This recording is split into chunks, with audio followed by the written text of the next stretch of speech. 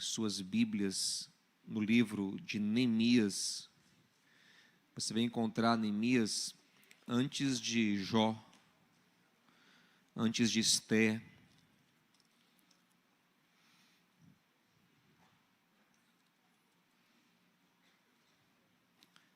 Neemias capítulo 6.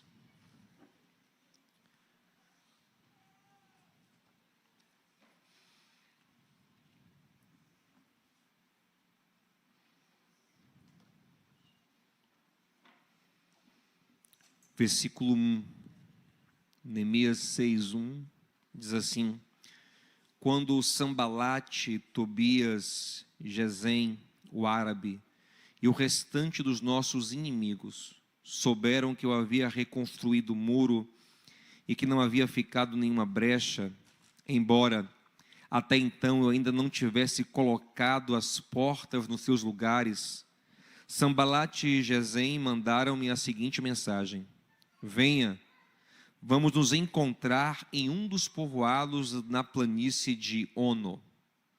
Eles, contudo, estavam tramando fazer-me mal. Por isso enviei-lhes mensageiros com esta resposta: estou executando uma grande obra e não posso descer. Por que parar a obra para encontrar-me com vocês? Eles me mandaram 4 vezes a mesma mensagem e todas as vezes lhes dei a mesma resposta. Meus irmãos, o Senhor colocou no meu coração pregar nesses 3 primeiros domingos deste ano uma mensagem que tem como objetivo nos capacitar a construir e reconstruir o que o Senhor tem para fazer em nossas vidas, para que nós possamos ter um ano no qual nós cheguemos ao fim dele satisfeitos e não frustrados, percebendo avanços, uma construção sólida de vida para a glória de Deus. E essa mensagem, ela está fundamentada, ela está inspirada no que o Senhor nos revela no livro de Neemias. E na semana passada a gente lançou aqui o primeiro fundamento desse processo, que é um processo de 3 fases, mas como são fases nas quais nós temos que retornar, acaba sendo um processo cíclico e fundamental. Na semana passada nós falamos sobre o primeiro pilar, que é o alinhamento do nosso coração. Neemias, antes de fazer qualquer movimento, ele gastou tempo alinhando o coração, de forma que aconteceu o que está escrito em Neemias 2:12. Se a nossa amada projeção já colocou, vai colocar o texto agora. Neemias 2:12, olha o que está dito aqui, ó. Eu não havia contado a ninguém o que o meu Deus me havia posto no coração para fazer por Jerusalém. O meu Deus me pôs algo no coração. O meu Deus inclinou o meu coração para uma certa direção. Nós sabemos que o que o Senhor quer colocar em nosso coração é a sua palavra, é o seu evangelho maravilhoso, e gerar em nós Cristo. Mas a obra de Deus em suas muitas formas, que levarão para o mesmo lugar, que é a glória de Deus em Cristo, o reino maravilhoso de Deus na terra, ela se manifesta em nossas vidas de forma peculiar. E é importante que nós, como servos do Senhor, tenhamos um coração inclinado por Deus, movido pelo Senhor em certas direções. Eu acredito piamente nisso. E a minha proposta na semana passada foi que durante essa semana nós estivéssemos orando de uma forma especial, como Neemias fez. Quando ele se deparou com a notícia ruim, ele parou tudo que ele podia parar e fez um tempo de dedicação especial à busca da face de Deus, da revelação de Deus, da direção de Deus, da graça e da misericórdia do Senhor. E ele jejuou.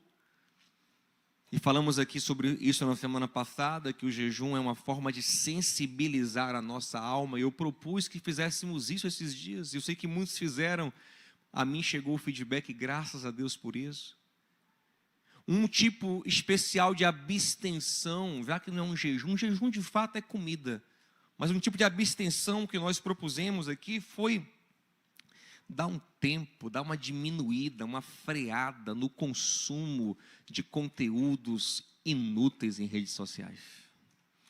Como isso nos rouba tempo, foco, nos deixa insensíveis para o que importa, distraídos demais. Porque às vezes o conteúdo não é nem inútil, é uma notícia, é um conteúdo até útil, mas que não é para esse momento. Você entende? Se Deus me colocou agora com um foco específico, tudo que for útil, mas que me tire do foco, acaba sendo inútil. Concorda comigo?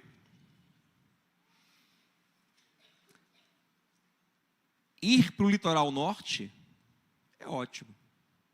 Guarajuba, Praia do Forte, Sauípe. Não é verdade? Mas se eu quiser ir para o sul, se eu quiser ir para a Costa do Descobrimento, Porto Seguro, Arraial, Trancoso, me leve, viu? Qualquer fala me apontando o norte, me atrapalha. Você concorda comigo? Ainda que alguém me traga uma informação muito útil sobre a Praia do Forte, sobre Guarajuba, naquele momento em que eu estou focado em conhecer mais o Sul, em chegar no Sul, a minha atenção roubada para o Norte me atrapalha. E é isso que a gente não entende sobre rede social.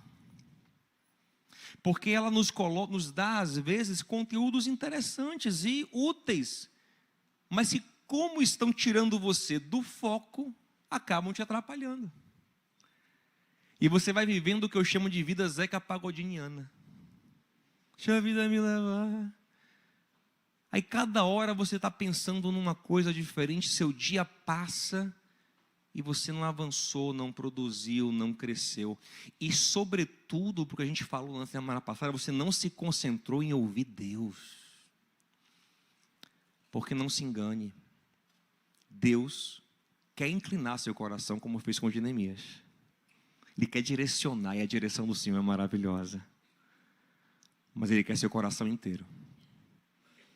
Deus não aceita atenção dividida. Minha esposa não aceita, quanto mais Deus. Você não deveria aceitar também. É horrível, é mal educado. Gente, nós somos mal educados no nosso tempo.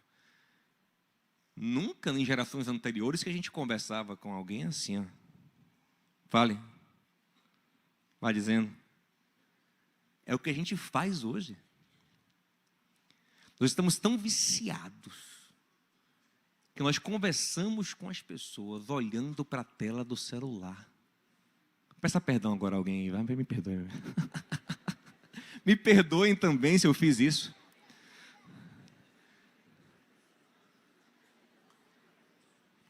Não, uma vez eu recebi uma pessoa no gabinete que veio me fazer queixa de um pastor de outra igreja, não foi dessa igreja, que atendeu ela algumas vezes e toda vez que atendia, ele atendia ela olhando no celular.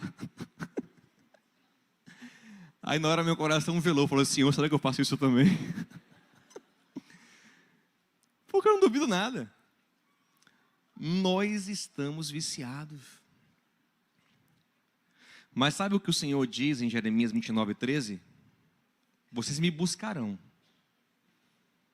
mas só me acharão quando me buscarem de todo o vosso coração. Enquanto nosso coração estiver dividido, nós não teremos a capacidade, a sensibilidade para ouvir Deus de fato. Aí o que acontece?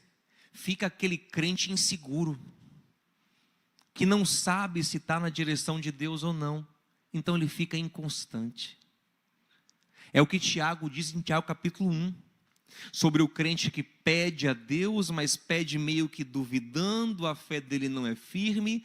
Tiago fala que essa pessoa, ela é inconstante em tudo que faz, porque o seu coração é dividido. Não sei se Deus falou, se não falou, se é para isso, se não é. E ele fica todo travado, porque ele de fato não sabe se está ouvindo Deus ou não. Se tem uma direção, se tem uma confirmação do Senhor. Sabe, se está andando alinhado com o Senhor ou não. Então que isso acabe em nossas vidas, em nome de Jesus. E eu quero dizer para você que talvez ache que não precisa de direção de Deus, porque você é muito inteligente. Eu quero dizer a você que eu também já tive essa ilusão e sou tentado nessa mesma ilusão constantemente. Não sei quem botou na minha cabeça, acho que foi minha mãe, quando eu era pequeno, que eu sou inteligente. Dizer, você é um menino inteligente. Eu acreditei. Então, de vez em quando, eu me pego tentando analisar as coisas, sabe, confiando no meu raciocínio, na minha avaliação, e é bom você confiar na sua avaliação até certo ponto, mas é importantíssimo que você saiba que a sua própria avaliação, ela é limitada. Deus enxerga o que você não enxerga. Por isso que Paulo fala que quando nós buscamos a Deus, Deus faz uma coisa extraordinária conosco, Ele abre os olhos do nosso coração. Ele te leva a enxergar o que só Ele pode enxergar. Ele te leva a perceber o que só Ele pode perceber. Paulo diz em Efésios capítulo 1, Efésios 3, que ele orava, ele fala assim, eu me coloco de joelhos, ou seja, eu clamo, eu me humilho diante de Deus, para que vocês recebam espírito de sabedoria e de revelação. Diga comigo, revelação. Revelação é uma coisa que a gente só chega se Deus mostrar. Nenhum inteligente chega na revelação.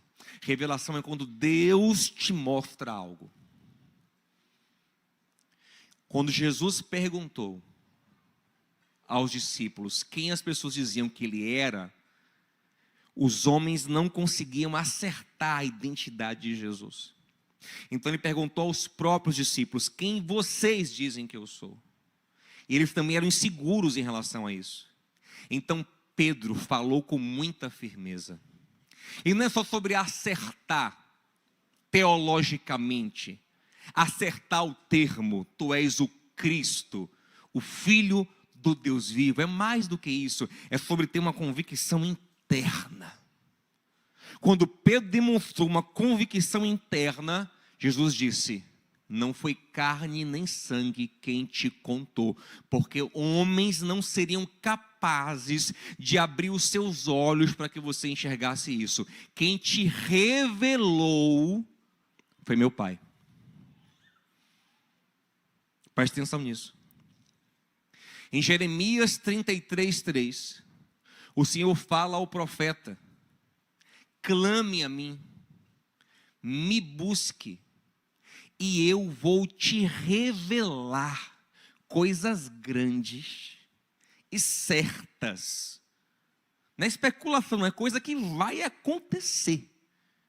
Coisa poderosa, mas que você não tem condição de saber. Eu vou te mostrar. Então nós temos que nos humilhar e entender que diante de Deus não sabemos nada. Deus é poderoso para colocar você, para enxergar uma mesma situação que você já vive, de uma maneira totalmente nova, pela iluminação do Espírito Santo. é mais do que cognição, gente. Isso é espírito, isso é dádiva, isso é dom, é Deus inclinando o coração. Quando Deus não quer, sabe o que Ele faz? Ele não inclina o coração da pessoa. Pelo contrário, Ele até permite que a pessoa endureça o coração. Sabe o que acontece? Está aqui, ó. Você entre o que é bom e o que é ruim. Aí você confia em você mesmo. Sabe o que acontece? Tu diz, ah é? Você confia em você mesmo? Então vá. Ele até te dá um empurrãozinho assim, ó. Vá. Aí você vai e pá, escolhe errado. Mas quando você confia no Senhor, se humilha diante dEle, busca Ele, busca agradar a Ele, Ele mesmo inclina seu coração para a decisão certa. Salomão, que é mais inteligente do que todos nós juntos, disse em Provérbios 3:5: confie no Senhor de todo o seu coração e não te sustente no seu próprio conhecimento, entendimento. Reconheça o Senhor em todos os seus caminhos e Ele endireitará o seu caminho. Ou seja, o seu caminho só se torna de fato direito quando você primeiro reconhece Deus. Porque a gente por nós mesmos nunca acertamos o caminho direitinho. Sempre temos um grau de erro. Então Neemias foi muito sábio, por quê? Porque antes de fazer qualquer coisa, ele gastou um tempão orando, jejuando, para que Deus inclinasse o coração dele. E a minha proposta na semana passada foi que você já chegasse aqui hoje com o coração tanto quanto inclinado pelo Senhor. Eu não sei se você fez isso, eu graças a Deus, pela misericórdia do Senhor, fiz. Me afastei bastante de rede social essa semana, falei muito pouco em grupo de WhatsApp, me concentrei em orar. Como o tempo rende mais. Me concentrei em meditar na palavra, como a sua mente fica mais iluminada. E percebi o Senhor inclinando o meu coração em certas direções. Se você não fez, meu irmão, eu repito o que eu falei na semana passada, faça logo isso. Porque senão daqui a pouco chega o meio do ano e você fala, cadê? Para onde? Por que já não ter o coração inclinado pelo Senhor agora em janeiro? Por que já não ter o coração guiado pelo Senhor? Amém, gente? Então separa, dedica tempo. Isso não vai ser só essa semana, não. É para o resto da vida. Mas está começando o ano agora, tira um tempo especial de oração, de jejum, de consagração, para que o Senhor incline o seu coração, como Ele fez com o de Neemias. Entretanto, agora quero colocar com vocês um segundo passo. Preste atenção. O texto vai dizer para a gente, no capítulo 2, versículo 10, se eu não me engano, deixa eu até conferir ele aqui, o versículo 10, que quando os inimigos do povo judeu souberam que Neemias estava ali em Jerusalém para reconstruir a cidade, para fazer o bem ao povo de Deus, esses inimigos, eles se levantaram contra a realização dessa obra. Ficaram chateados e começaram a se opor a essa obra. E isso para a gente aqui é muito simbólico, muito ilustrativo, porque a mesma coisa acontece conosco. Preste atenção. Enquanto não tinha ninguém lá executando essa obra divina, enquanto não tinha ninguém fazendo bem ao povo de Deus, os inimigos estavam tranquilos. Quando se passou a construir a boa vontade de Deus, então os inimigos se levantam e começam um movimento de oposição. Meu irmão, minha irmã, eu sei que às vezes a gente vem para a igreja, e às vezes até meio cansados de vir na televisão, culto do descarrego, campanha para repreender o diabo.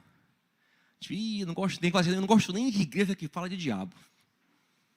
Para que falar de diabo? Fala de Jesus, que é melhor, né, gente? E eu concordo que a ênfase da nossa pregação é Jesus, é o Cristo, é o Senhor, é o seu amor. Entretanto, nós não podemos ignorar a realidade de que nós temos sim um inimigo espiritual. Pedro fala assim, ó, Satanás, o vosso adversário, ele anda ao derredor, 1 Pedro 2,10, ele anda em volta de vocês, buscando tragar, buscando destruir. Paulo diz em Efésios 6,12 que a nossa luta não é contra pessoas, não é contra carne ou sangue, mas é contra demônios, principados, potestades, dominadores espirituais, Nós temos essa batalha, nós não podemos fingir que não temos. Satanás significa literalmente opositor, adversário. E sempre que Deus está fazendo algo precioso em nossas vidas, Satanás de alguma forma se levanta contra isso. E se nós ignorarmos essa realidade, nós vamos apanhar. Se você está numa luta que você não reconhece o seu inimigo, você apanha. Se você não discernir o seu adversário, ele te bate e você não vê. E coisa ruim é você tomar uma pancada que você nem sabe de onde veio. Já passei por isso. Mais de uma vez, infelizmente. A chamada covardia, né? Horrível. E tem muito crente assim. Ele até ora, ele até começa a viver a vontade de Deus, o Senhor inclina o coração dele, mas o diabo diz, não vai durar muito não. Quando ele vai se animando, se levantando, aquela pancada, puf, ele fica zonzo, não sabendo de onde veio. Então a gente tem que entrar sim nessa batalha. E Paulo fala, você tem que ter uma armadura espiritual, uma vigilância, uma atenção, um discernimento. Foi o que Neemias teve. Neemias foi fantástico. Neemias discerniu os inimigos e não se deixou capturar pelas estratégias deles. Agora, como é que é essa batalha? O problema da gente com batalha espiritual é que a gente às vezes acha que batalha espiritual é uma batalha energética. É tipo Street Fighter. É tipo Dragon Ball Z. É tipo, tem que dar, até você pegar algum, tipo Cavaleiro do Zodíaco. Tipo Naruto, nunca vi, mas disse que também é assim. Tipo Pokémon, sei lá. Pega algum aí. A gente acha que sabe, o diabo lá jogando uns feitiços na gente. A gente repreendendo em nome de Jesus. E ungindo tudo. E declarando. E pisando, e quebrando objeto. Sabe, e fazendo declarações proféticas, e amarrando. Se você vê alguém com inveja, você repreende logo. Está vindo alguém com inveja ali, você já baixinho aqui, ó, está repreendido, está amarrado, está quebrado, está amarrado, está quebrado. Fala uma mandinha com a mão assim também, fala um negócio assim, né? Pisa no chão, sei lá.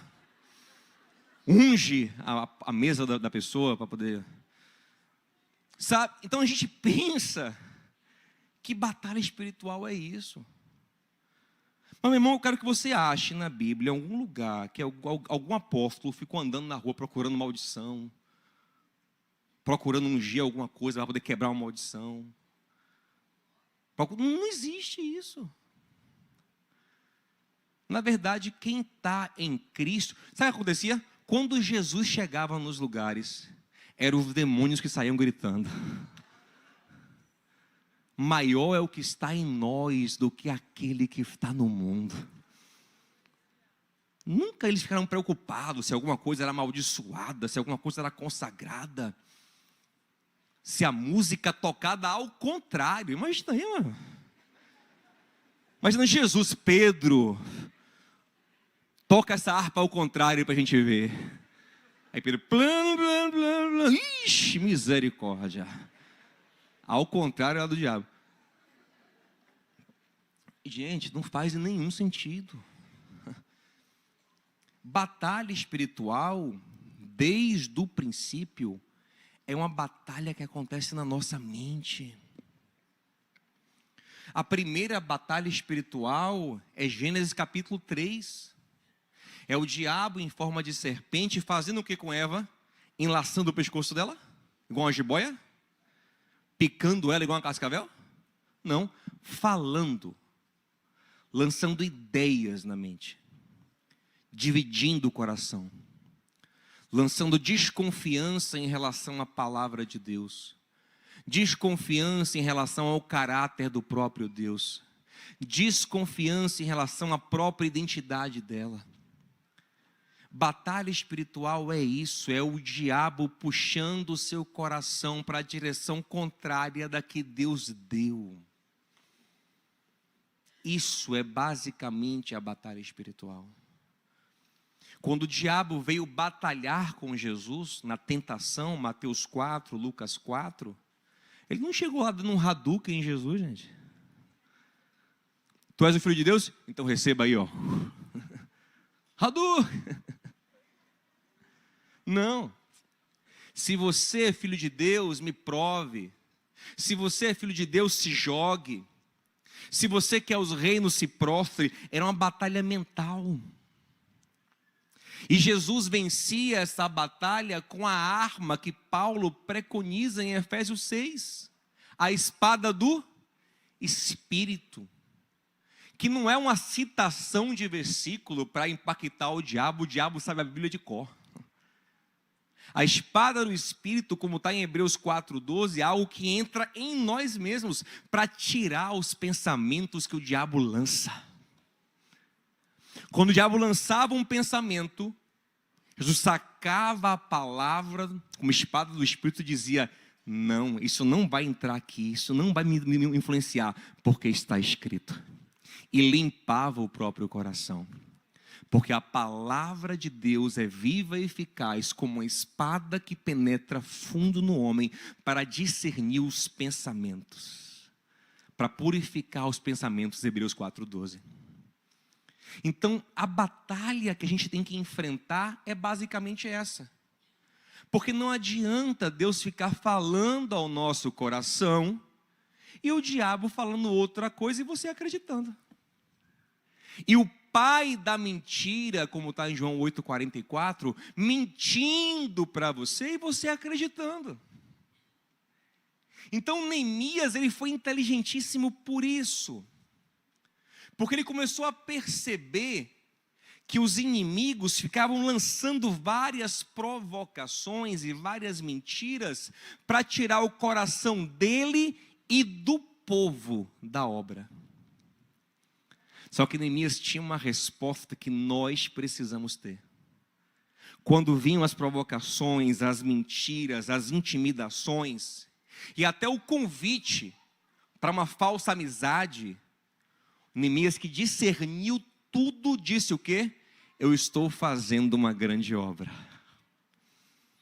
Eu não vou me distrair, eu não vou perder tempo com vocês, eu não vou me apavorar, porque eu sei o que eu estou fazendo. Então o que falta para nós muitas vezes é isso, é saber o que está fazendo. Ter convicção de que está debaixo de um chamado divino. Eu sei o que estou fazendo no meu casamento, na minha família, com a minha profissão, com os meus filhos. Eu sei que eu estou debaixo de uma missão divina. Se eu sei que estou fazendo uma grande obra, mandada e respaldada por Deus, eu me mantenho firme. Mas se eu não tenho essa convicção, tudo me distrai, me apavora, me intimida, me desanima. Por isso que o primeiro ponto é fundamental. Eu só consigo chegar no discernimento do inimigo se eu primeiro tiver convicção de propósito. Repito, quem tem vida Zeca Pagodiniana não consegue. Por quê? Porque está sempre igual aquela outra música que eu gosto de brincar com ela, né? Do Titãs, né? Titãs. Está sempre assim, ó. O acaso vai me proteger enquanto eu andar distraído. Aí pronto, fica distraído. Não tem foco. Ele está sempre aberto a alguma sugestão, algum vento. Inclusive essa expressão que Paulo usa. Paulo fala que a gente tem que amadurecer, Efésios 4, tem que amadurecer como crente para ser parado, para parar de ser levado para lá e para cá por ventos de doutrina. Um modismo. A moda agora é essa. Todo mundo faz isso. Aí você não tem firmeza, não tem direção, não tem propósito, não cresce, não avança. Nós precisamos ter convicções, gente. Por exemplo, você olhar essa família que está aqui, há mais de uma década, servindo nesse ministério de evangelizar no carnaval, para eles permanecerem firmes nisso, você tem que ter muita convicção de que Deus te chamou, meu irmão. Porque senão, no segundo ano, você desanima. Outra coisa, na moda agora não é mais essa, não tá, sabe? Olha o que fizeram com Neemias e com o povo. Várias coisas. A primeira coisa que eles fizeram, eu vou resumir por causa do nosso tempo da ceia. Mas a primeira coisa que eles fizeram, eles tentaram ridicularizar o que Neemias estava fazendo. Se você olhar o capítulo 4, logo no início, diz que eles ficavam rindo. Antes de atacar, ou de ameaçar atacar, eles ridicularizaram. Vocês vão fazer o que aqui? Construir muro com pedra queimada, até uma raposa vai derrubar isso aí. Meu irmão, como nos abala parecer idiotas, parecer bobos, parecer tolos. E o diabo sabe disso. Essa é uma das táticas do diabo para abalar o crente que está firme num santo propósito. É fazê-lo parecer um idiota. É fazê-lo se envergonhar de estar seguindo Jesus, de estar na direção certa. É fazê-lo acreditar que tudo que ele está fazendo é em vão. Vou te falar uma coisa, meu irmão. Fica firme. Porque vai chegar uma hora que o Senhor deixa claro que você fez a melhor escolha. Eu vejo isso acontecer direto. Não caia nessa armadilha. No mundo, gente, em que ninguém mais se envergonha de nada, você vai se envergonhar de servir o Senhor, de buscar a direção de Deus, de ficar firme na palavra de Deus.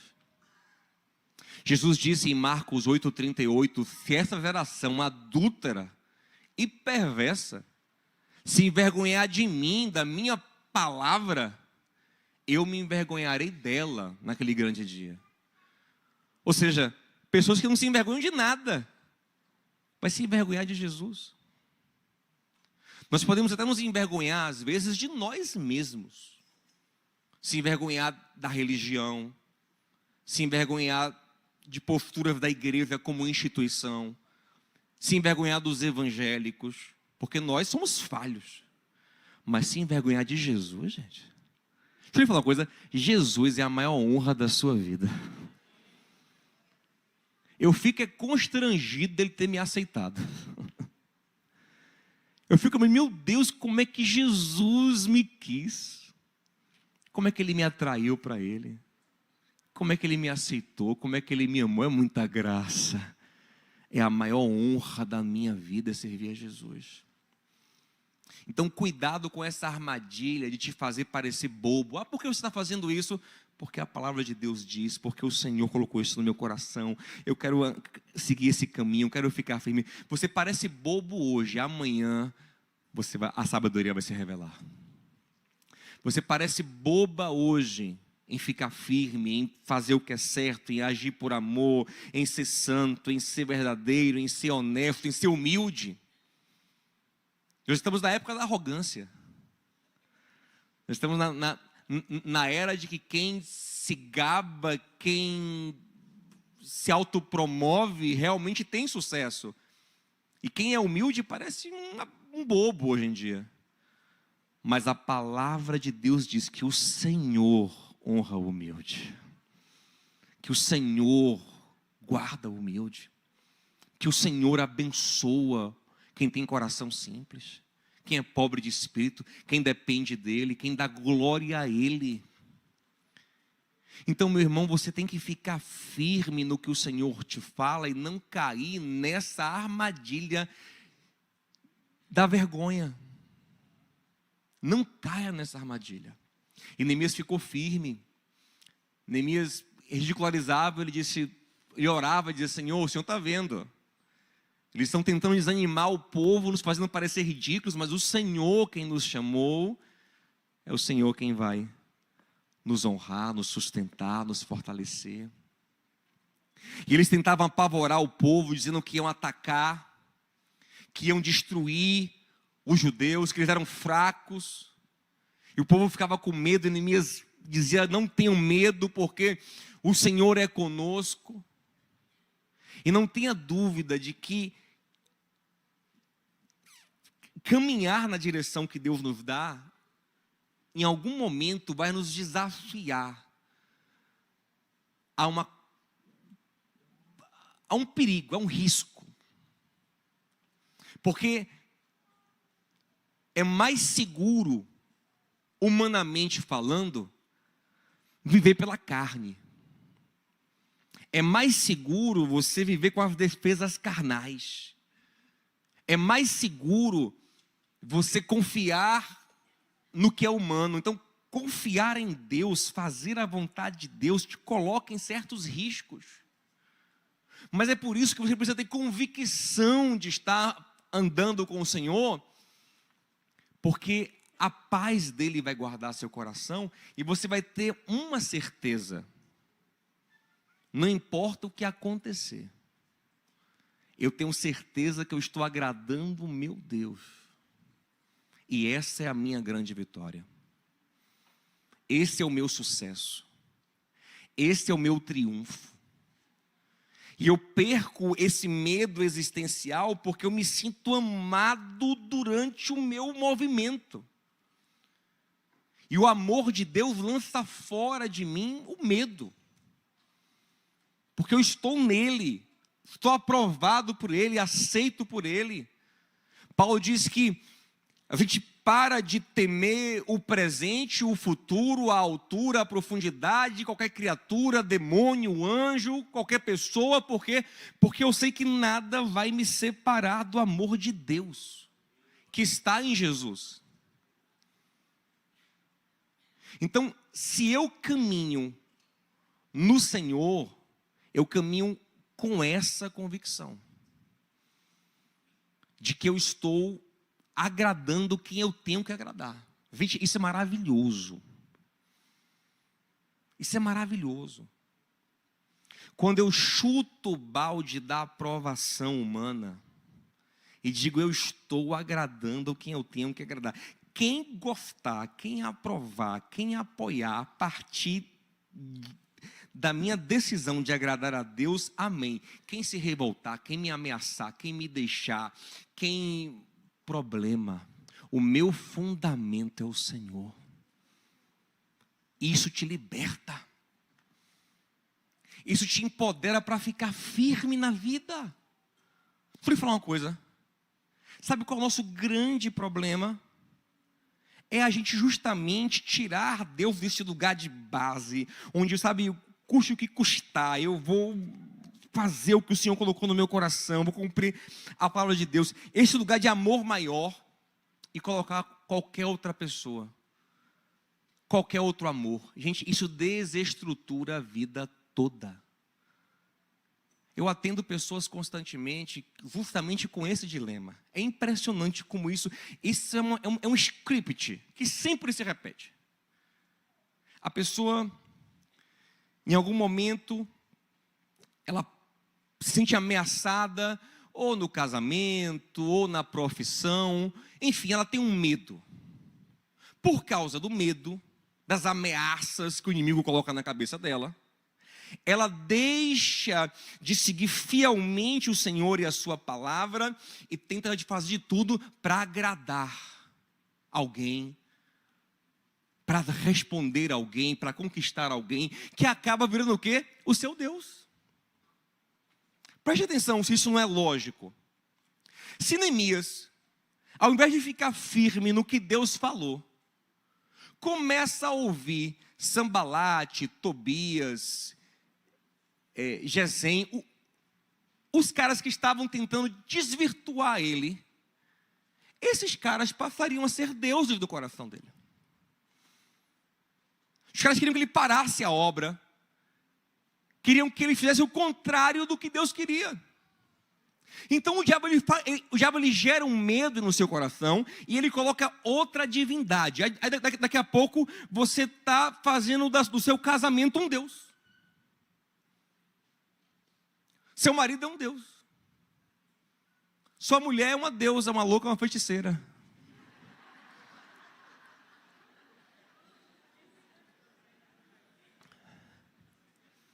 Aí você pensa, ai, agora eu estou seguro. Eu idolatro ele, eu idolatro ela. Vou te falar uma coisa, mas ninguém aguenta ser Deus, não.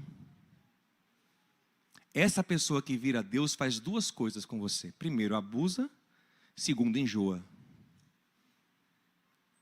Porque não tem coisa mais cansativa do que o idólatra. Ele sufoca o ídolo. Aí acaba. Aí o casamento morre. A pessoa fala, mas essa semana eu atendi alguém assim, mas pastor, eu idolatrei essa mulher. Eu falei,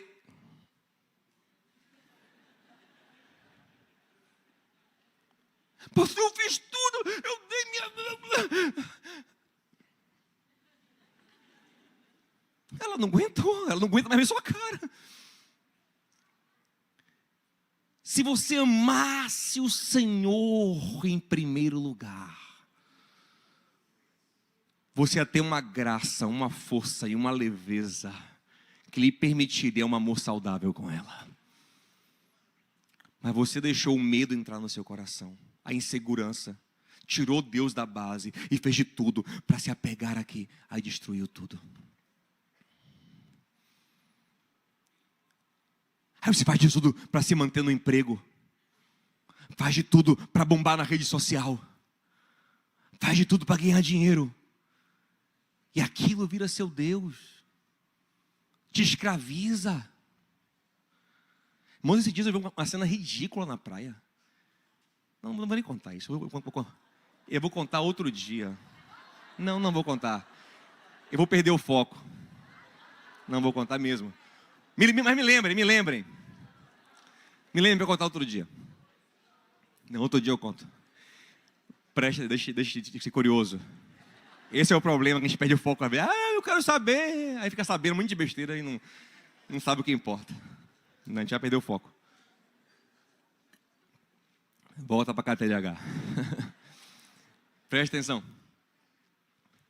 Meu irmão, você tem que ter coragem. Mas estão me ameaçando. Mas ele disse que vai me largar. Ela disse que não sei o quê. Meu irmão, eu vou ficar na palavra que Deus me deu. Eu vou ficar firme no Senhor. Ele é a minha rocha, Ele é meu sustentáculo, Ele é meu tudo. Eu amo mais o Senhor do que qualquer pessoa agora na minha vida. Eu confio mais no que Ele falou do que em qualquer coisa. Mas meu pai, deixa eu falar, seu pai vai te respeitar mais, sua mãe vai te respeitar mais, seu marido, sua mulher, seus filhos, seus amigos, quando você for firme na sua fé. essa sua frouxidão que faz eles não respeitarem. Essa sua moleza de caráter que faz ninguém te respeitar. Porque ele percebe que no fundo, ele é mais Deus na sua vida do que Deus. Ele percebe que qualquer momento que ele faz, você se abala todo. Não, meu irmão. Contrário. Contrário. Você tem que ficar firme. Então o diabo tentava amedrontar Neemias e ele dizia: não, podem fazer o que for, o Senhor está comigo. Assim vai ser você na sua vida, em nome de Jesus, meu amado. Eu vou fazer o que Deus quer. Aleluia. E aí tem uma outra questão para a gente encerrar. Isso aqui é muito sério. Sabe o que o inimigo começou a fazer? Contratar profeta para trazer falsa profecia para Neemias e para o povo. Para tirar o coração do povo do projeto de Deus. Meu irmão, o diabo ele é tão miserável que quando ele percebe que ele não está pegando você de jeito nenhum, sabe o que ele começa a fazer? Usar falsa pregação, falso ensino, falso evangelho, falsa profecia. Então você tem que ser maduro. Ouça uma coisa, meu irmão. Eu vou até rebobinar um pouquinho aqui para a gente chegar nesse ponto de novo. Ouça uma coisa. Se você está se movendo no Senhor, vai ter essa oposição. Amém? Ah, não, comigo não rola não, pastor. Nada, não.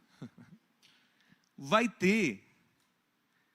Você tem que discernir. De algum lugar o inimigo vai tentar tirar o seu coração do propósito, do foco. Ele vai. E se você não ficar atento, ele vai conseguir. Já conseguiu comigo várias vezes. E com você também. Mas que a gente consiga discernir esse ano de maneira poderosa. Amém, gente? Então vai acontecer. Deixa eu falar uma coisa. O diabo é muito esperto. Ele usa. Paulo fala assim, ó. Satanás. Ele fala assim, ó, nós não ignoramos. Paulo fala, nós não ignoramos as astutas armadilhas do diabo. Nós não ignoramos.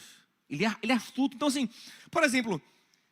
O diabo tentou tirar Jesus do propósito várias vezes. Mas uma das vezes mais inteligentes foi quando ele usou quem, gente? Pedro. Amigo íntimo. Falando para Jesus em nome do cuidado, do amor. Imagina aí, seu amigo íntimo do peito lhe chama e fala: rapaz, não faça isso com a sua vida. Rapaz, não faça isso. Meu irmão, é de abalar com qualquer pessoa. Mas Jesus tinha tão firme, tão claro o propósito no coração, que ele percebeu que mesmo quem lhe amava, porque Pedro amava Jesus, sim. Mesmo quem lhe amava, se estivesse falando contra a palavra que o Pai lhe deu, era adversário, era Satanás. Aí o Senhor diz a Pedro em Mateus 16, para trás de mim, Satanás. Às vezes, seu cônjuge vira Satanás. Seu amigo vira Satanás. E você também, o senhor carinhoso, vira Satanás. É só o outro, né, que vira Satanás. Você também vira. Quando você também desvirtua o coração do outro da vontade de Deus.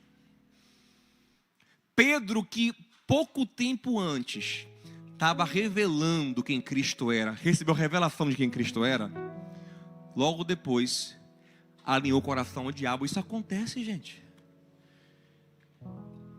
Toque em alguém e diga assim: irmão, fique atento, meu irmão.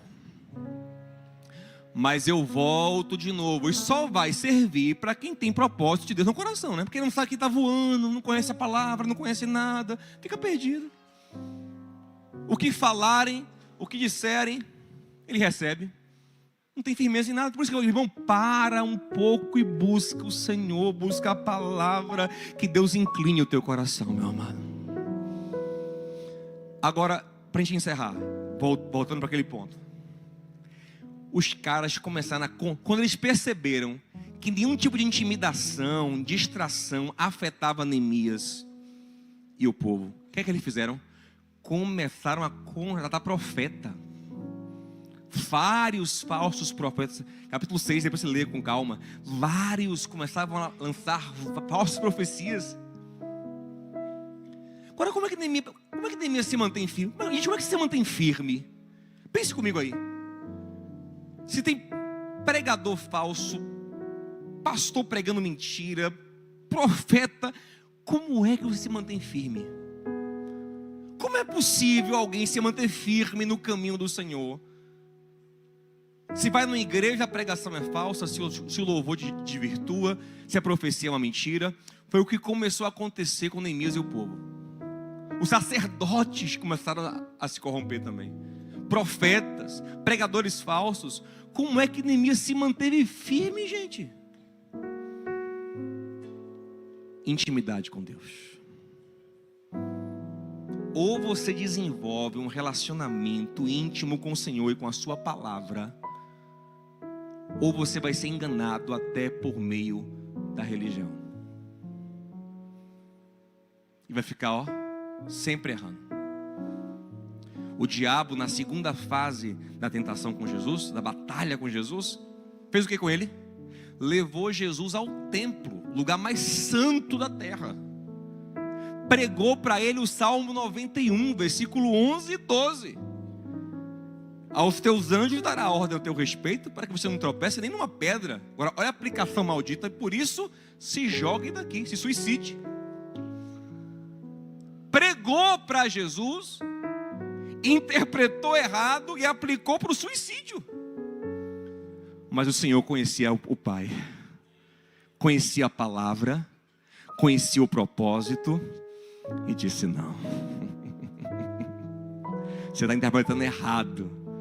Está escrito outra coisa, a aplicação é outra, e o meu propósito não é morrer aqui, não é morrer na cruz. Nós precisamos, irmãos, dessa firmeza, dessa convicção. Nós vamos ceiar agora. E nós só podemos ceiar aqui porque Jesus foi firme e convicto no que o Pai colocou no coração dele. Eu fico pensando às vezes, irmãos, quantas distrações não tinham para Jesus? Talvez alguém pergunta assim: será, pastor, que alguma mulher, daquelas que caminhavam com Jesus, gostaria de casar com ele? Eu disse: meu irmão, quer saber a qual não gostaria?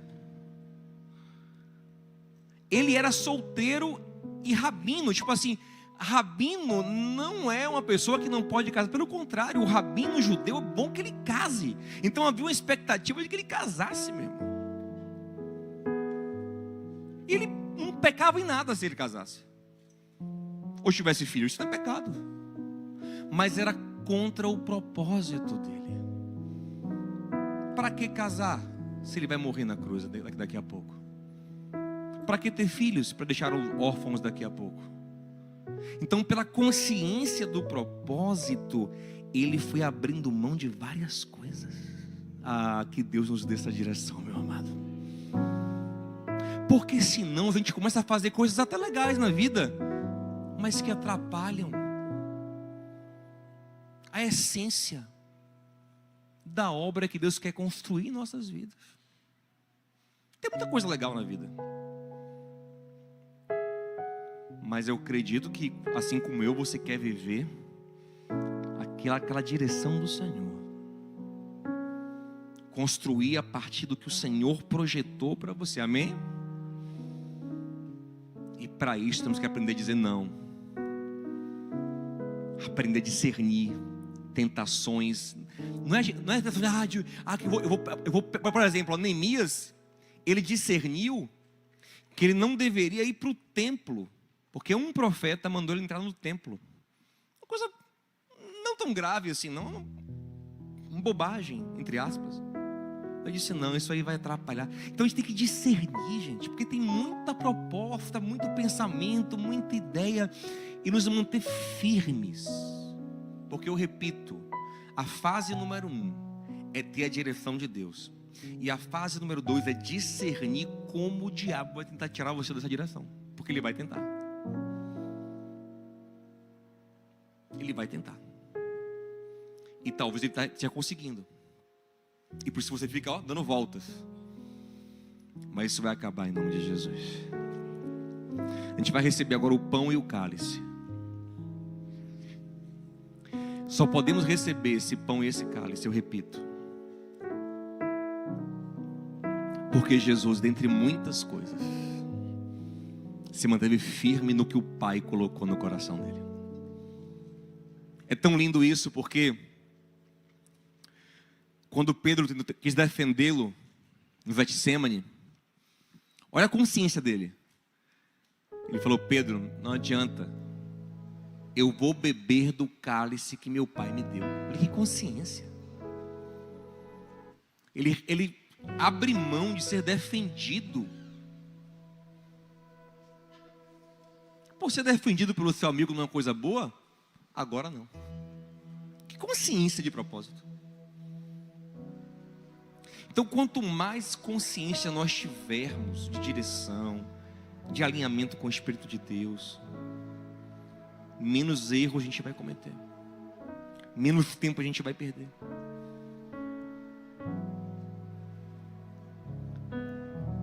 Paulo, em Atos 16, tentou pregar num lugar, e o texto diz que o Espírito de Deus impediu. Pregar é uma coisa boa, mas não era o propósito de Deus. Eles eram sensíveis a Deus, discerniam a vontade de Deus e conseguiram corrigir o caminho.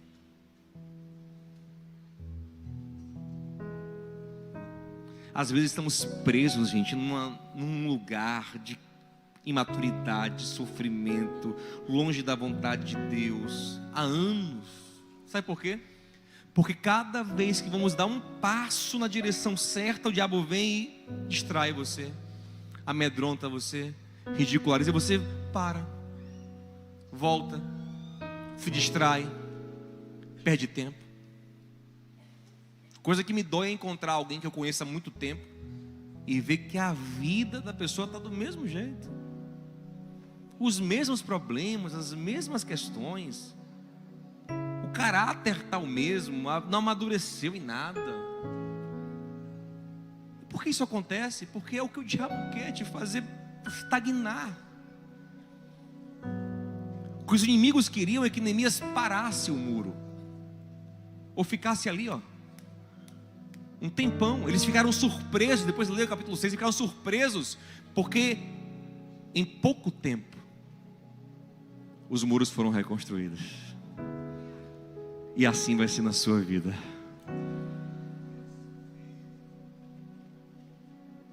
Quando você focar, Deus pode fazer em pouco tempo o que em anos você não vive, meu amado.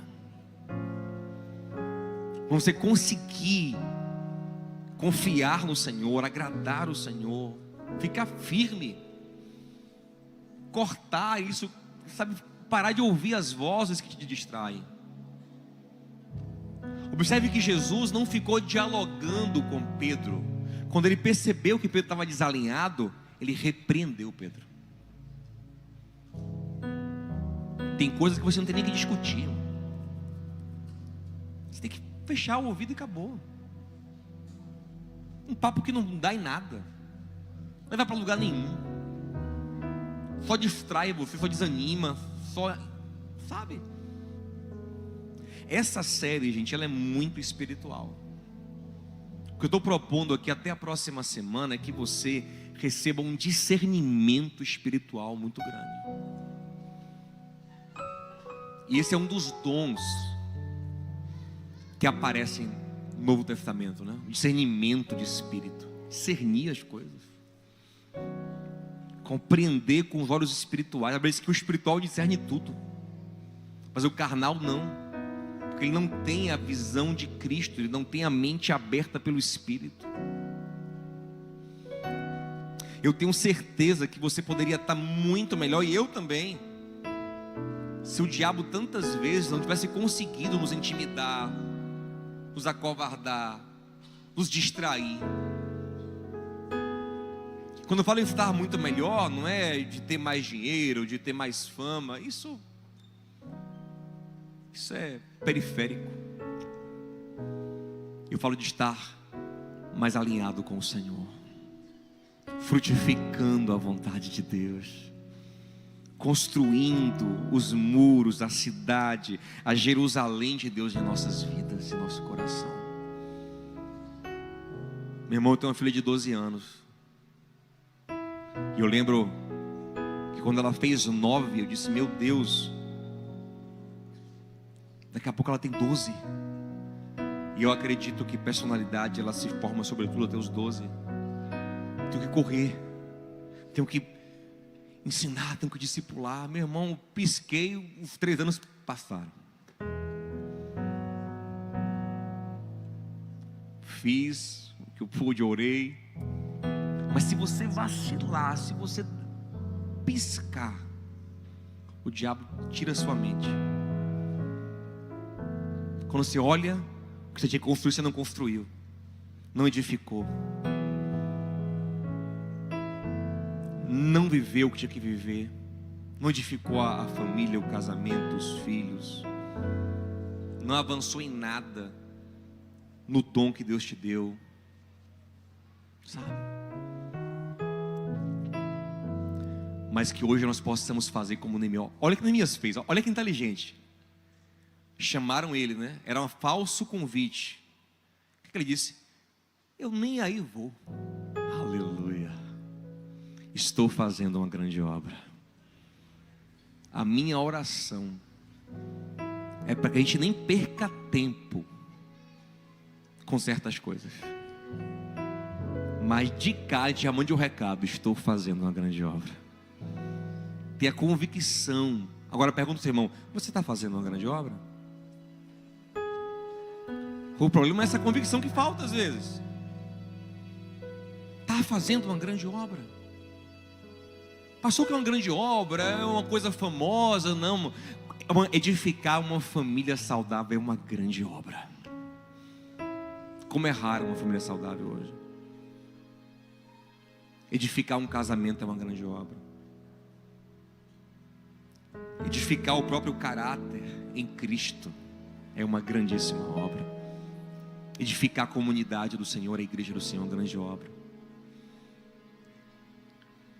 Mas eu preciso estar discernindo, estar focado. Neemias não deixou nada tirar o coração dele. E aí na semana que vem a gente vai falar do terceiro e último ponto, que se soma a esses dois. Primeiro, tem a direção, tem uma inclinação. Segundo, discernir, porque o inimigo vai tentar tirar você dela. Eu tenho que discernir como o inimigo está fazendo isso. E ele está fazendo. Se você, não, pastor, acho que minha vida está tudo muito boa, só tem gente legal. Fala, então você, coitado. Oh, meu Deus, sabe nada, inocente. Tenha certeza que de alguma forma o inimigo está tentando tirar você do foco. Você não discerniu porque você está sendo bobo. E aí o terceiro a gente vai trabalhar na semana que vem. Mas que esses 2 primeiros fiquem firmes no seu coração já a partir de hoje. Ter direção e discernir como o inimigo quer me tirar dessa direção. Amém, gente? Vamos ficar em pé em nome de Jesus? Vamos ceiar e terminar esse culto com a graça de Deus.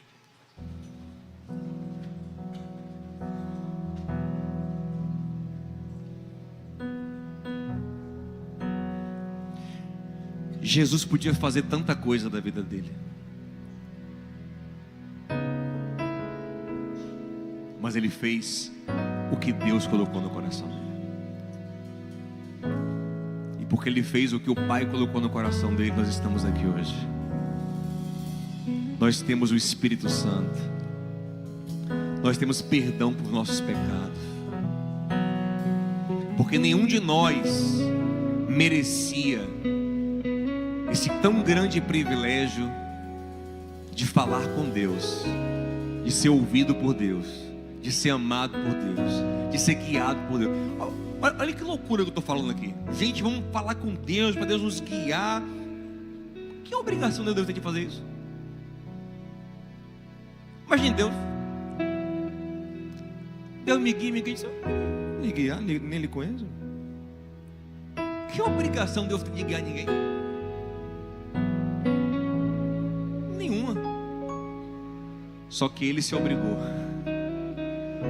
Ele escolheu fazer uma aliança conosco. Ele escolheu nos receber como filhos. Agora Ele tem obrigação. Agora Ele está aliançado. Porque Ele se fez nosso Pai.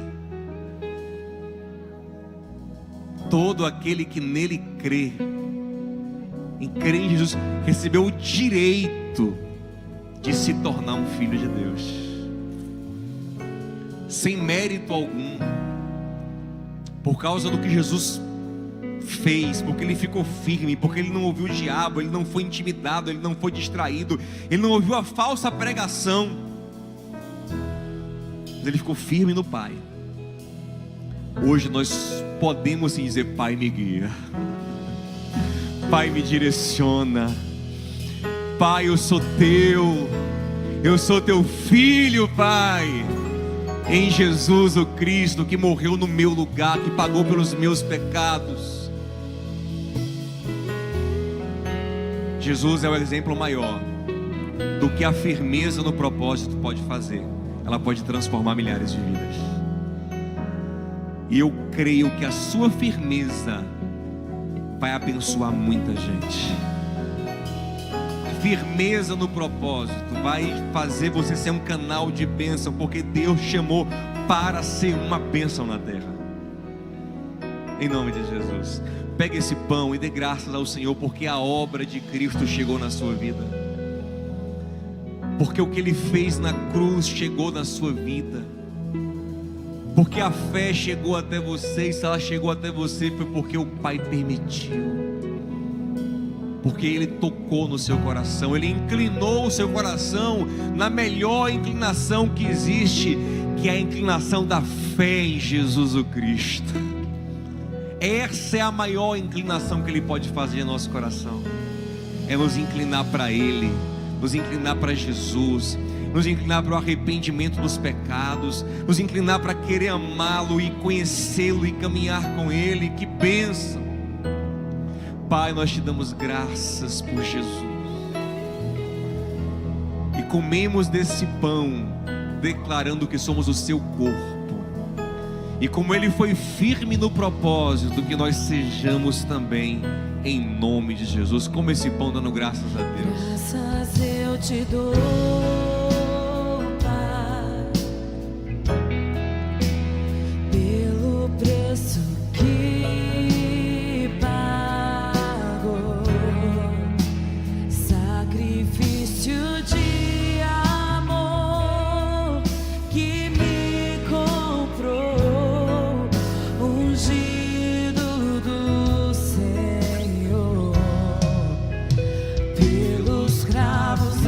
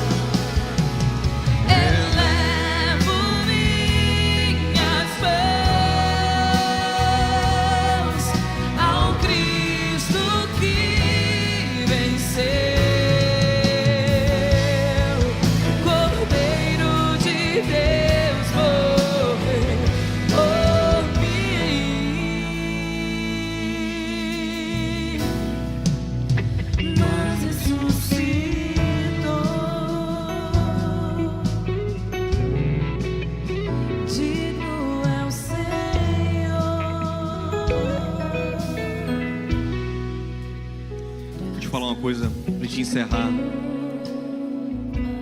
Deus quer nos fazer firmes, gente, como Jesus foi. Firmes como Neemias foi. Firmes, resolutos no que o Senhor lhes tem colocado em nosso coração, nos guiado pela sua palavra. Veio o inimigo, veio o profeta, veio o falso amigo, veio tudo, ele ficou firme. Eu lembro daquele profeta que recebe de Deus uma palavra e depois vem um profeta velho e o desvirtua, e por falta de firmeza ele sai da vontade de Deus. Mas lembro também de Paulo. Deus mandou ele ir em certa direção, aí um profeta falou para ele assim, até com verdade: olha, se você for, Ágabo falou, se você for para Jerusalém, você vai ser preso. Paulo disse: não importa, é isso que o Senhor quer que eu faça. Nós precisamos ter esse nível de convicção, amado. Eu sei que isso exige uma dedicação, oração, consagração, mas vamos fazer até ter, em nome de Jesus. Para parar de bambear, de ficar inconstante, dividido. Não, firmeza. Eu estou fazendo uma grande obra. Eu sei o que o Senhor colocou no meu coração, amém? Por causa da grande obra da cruz nós estamos aqui. Levante esse cálice comigo e dê graças ao Senhor. Porque alguém foi firme até o fim. Porque ele não titubeou, ele não voltou atrás, aleluia. Ele foi até o fim, ele carregou a cruz até o Calvário, ele morreu em nosso lugar. Por causa da firmeza que Deus manifestou em Jesus o Cristo, nós estamos aqui, abençoados pelo seu amor. Tome esse cálice dando graças a Deus por tudo.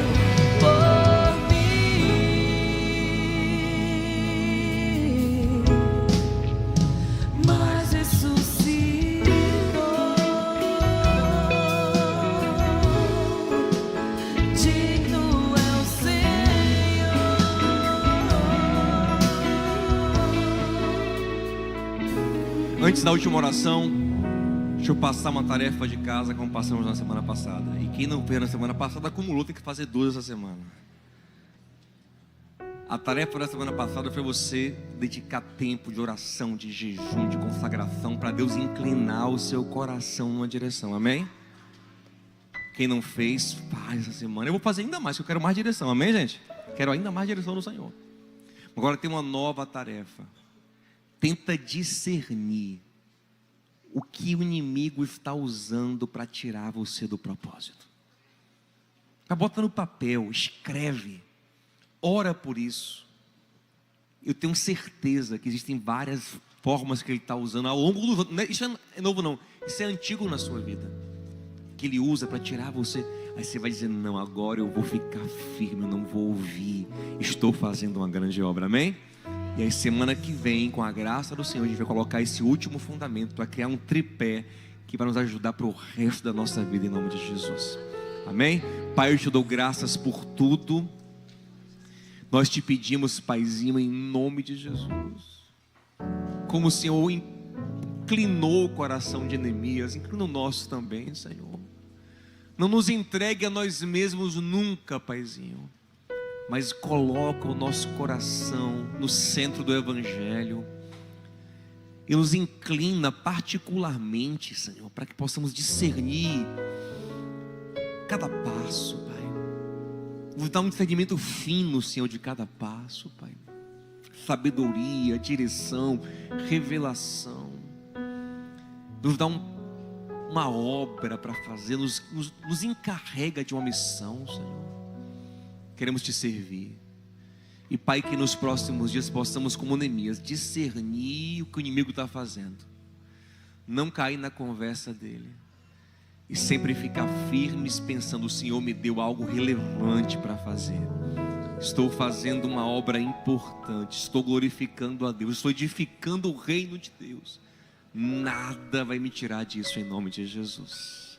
Que o amor de Deus, o nosso Pai, a graça de Cristo nosso Senhor, comunhão e a consolação do Santo Espírito de Deus seja contigo e com a tua casa, em nome de Jesus, amém. Que Deus te abençoe. E gente, aqui está Daniel, Mari e sua família, que estão fazendo uma grande obra. Vão até eles, conversem, ajudem, abençoem, participe dessa grande obra em nome de Jesus. Deus abençoe em nome de Jesus.